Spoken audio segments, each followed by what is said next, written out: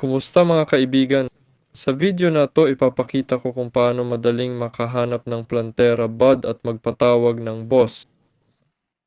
Ayan. Una, kailangan nating patayin lahat ng mechanical boss. Ganito sila ginagawa. Makukuha mo to kapag pinatay mo ang wall of flesh.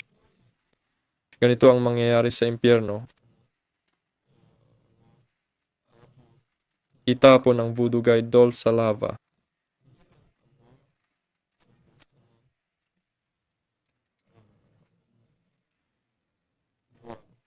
Ayon.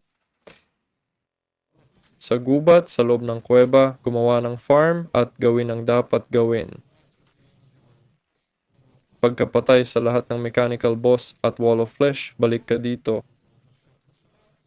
Sa loob ng 1 oras, may lalabas na bud. Basagin mo to para matawag ang plantera.